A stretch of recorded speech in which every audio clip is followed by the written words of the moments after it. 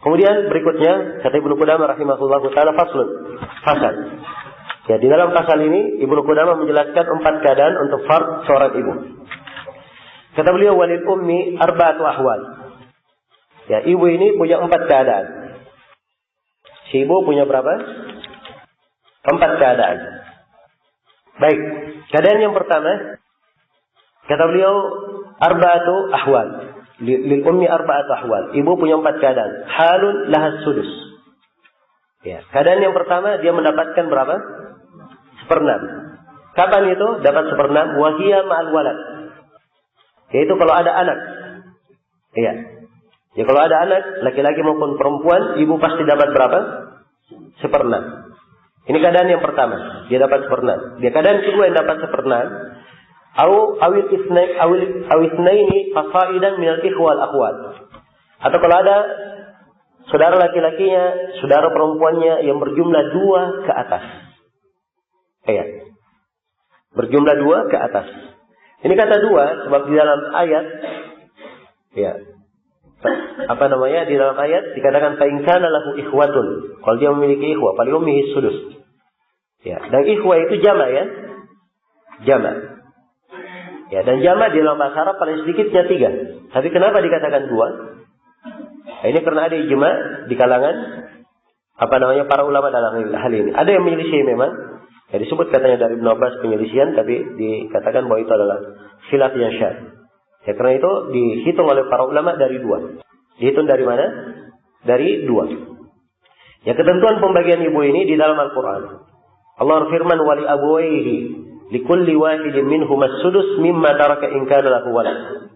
Untuk kedua orang tuanya, yaitu ayah dan ibu, dua-duanya dapat 1/6 dari harta warisan kalau si mayit memiliki anak. Maka di sini disebut ibu mendapatkan 1/6 sebabnya karena si mayit punya apa? Anak. Kemudian di akhir ayat dikatakan di kelanjutan ayat dikatakan fa illam yakul lahu waladun wa warithahu abuwahu fali ummihi thuluth. Kalau misalnya dia tidak punya anak dan kedua orang tuanya mewarisi, ayah dan ibu mewarisi, maka ibu dapat 1/3. Adapun ayat sudah berlalu ya, pembagiannya tidak ada batasannya. Secara taksib di keadaan ini. Kemudian dikatakan lagi, fa in kana lahu ikhwatun. Kalau dia memiliki saudara, fali ummi sudus, turun lagi dari 1/3 menjadi berapa? 1/6. Ya. Kalau begitu, ibu mendapat 1/6, ada ketentuan lainnya. Kalau ada apa? Ada saudara lebih dari berapa? Lebih daripada 2. 2 atau lebih. Ya. Dan kalimat ikhwah di situ ya masuk di dalamnya saudara laki-laki dan saudara apa? Saudara perempuan. Ini yang disebut oleh Ibnu Qudamah rahimahullahu taala di sini. Dan apa yang beliau terangkan di sini dari pembagian ibu 1/6 ini secara global tidak ada silang pendapat di kalangan ulama. Walaupun saya sebutkan tadi bahwa ada sebagian yang menyebut dari Ibnu Abbas selain daripada itu. Kemudian berikutnya kata beliau wahalun laha thuluthul baqi ba'da fardi ahadi zawjaini. Dan ada satu keadaan ya. Ada satu keadaan lagi, ini keadaan ibu yang keberapa? Yang kedua. Ada satu keadaan si ibu itu mendapatkan 1/3 yang tersisa setelah diberikannya fard untuk salah seorang dari suami maupun istri. Nah, ini 2 masalah ya di pembahasan warisan ibu, dan ini yang disebut dengan pembahasan al-umarataini atau al-umaratan. Sebab ini 2 pembahasan, 2 masalah. Umar radhiyallahu taala anhu yang memberikan ketentuan qada di dalamnya dan disepakati oleh para sahabat di masanya tentang hal tersebut. Ya. Ada 2 masalah umarataini. Masalah yang pertama, seorang meninggal, dia tinggalkan seorang suami, seorang ibu dan seorang apa? Seorang ayah. Ya. Dia tinggalkan seorang ibu dan seorang ayah. Baik. Kalau yang pertama tadi sudah jelas ya, keadaan yang pertama, dia dapat berapa? Dapat 1/6. Ya, kalau misalnya seorang mayit meninggal, dia tinggalkan seorang ibu dan seorang anak laki-laki. Ibu dapat berapa? Ibu dapat 1/6. Kemudian lebih dari harta didapatkan oleh siapa? anak laki-laki. Baik. Kalau misalnya seorang mayit meninggal, ya dia tinggalkan misalnya ibu dan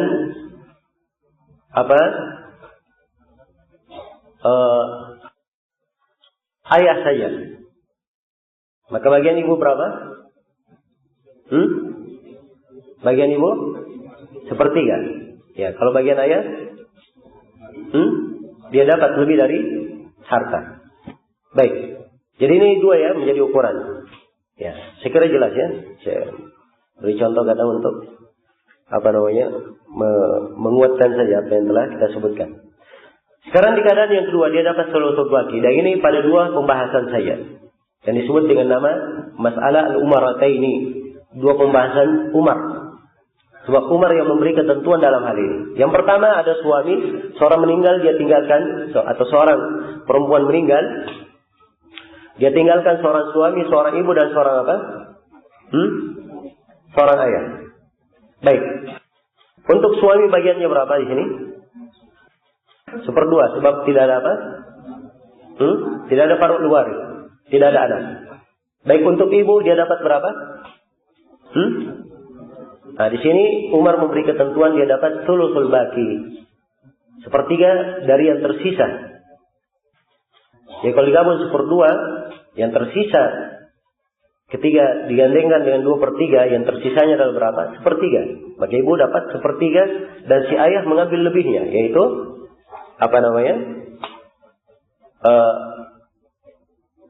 mengambil lebihnya dari saham tersebut. Iya. Jadi diambil di sini sulusul baqi.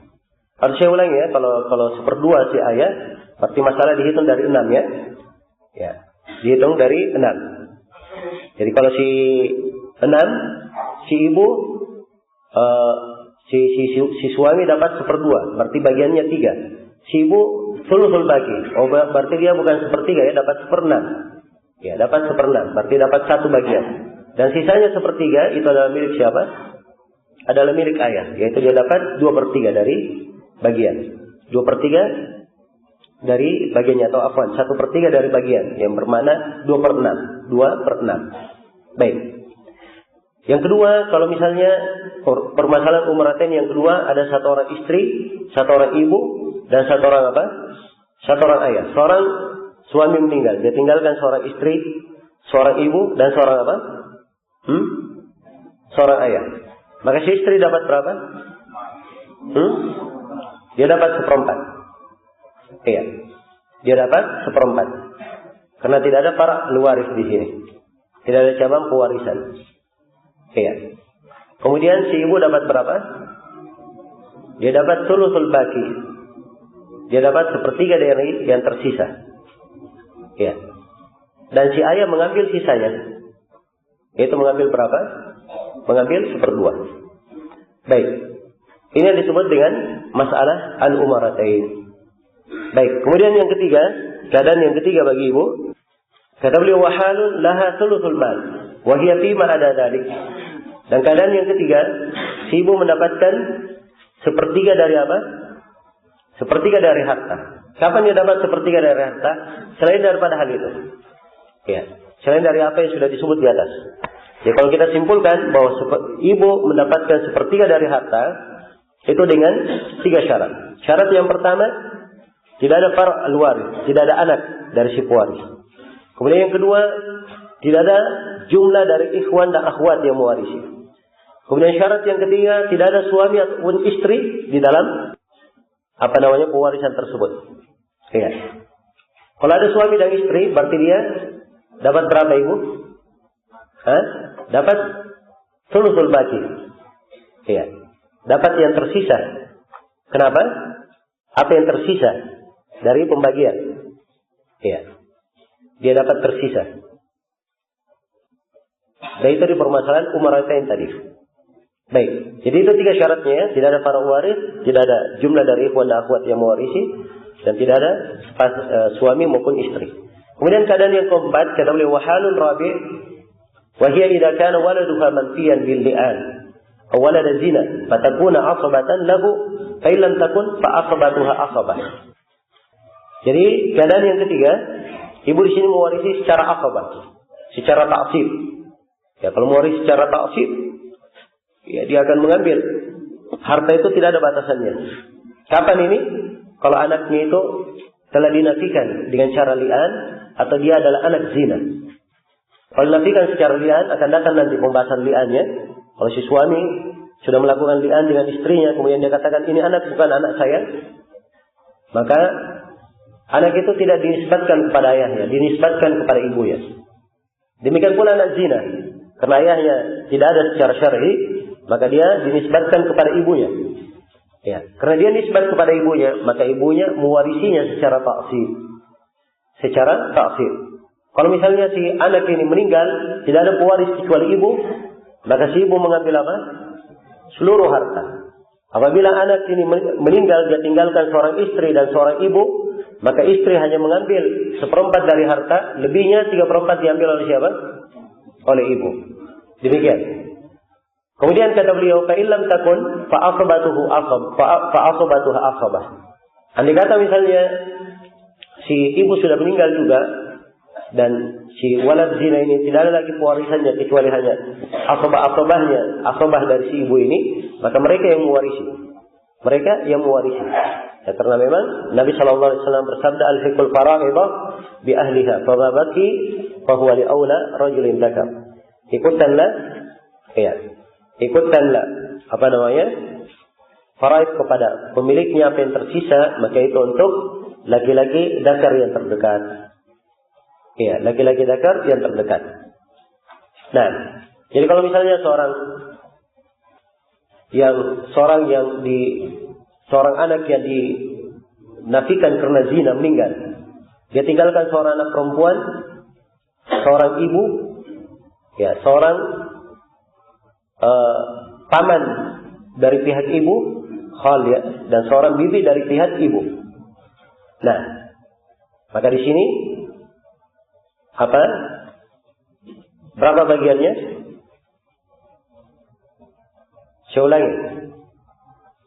Seorang anak yang dinafikan, anggaplah seorang anak zina.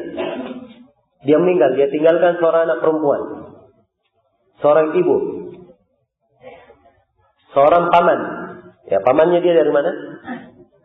Ya, pasti dari pihak ibu, tidak ada paman dari pihak ayahnya, ya. Kemudian seorang bibi. Ya, bagiannya bagaimana? Bagiannya bagaimana? Pertama, si anak perempuan bagiannya berapa? 1/2. Si ibu bagiannya? Si ibu bagiannya 1/6 dulu ya, secara fard. 1/6. Lebihnya milik siapa? Milik ibu. Karena khal dan khala tidak mewarisi kalau ibu apa? Ibu ada. Yang dikata misalnya ibunya tidak ada, hanya ada bint, dan ada paman dan bibi, maka dia masuk di dalam asabahnya. Ya, bisa untuk apa? Mewarisinya. Ya, baik. Jelas sampai sini ya. Selesai sudah pembagian untuk ibu. Ya, sudah berlalu waktunya 5 menit. Insyaallah taala kita lanjutkan nanti setelah salat maghrib. Subhanakallahumma wa bihamdik, asyhadu an la ilaha illa anta, astaghfiruka wa atubu ilaik. Alhamdulillah.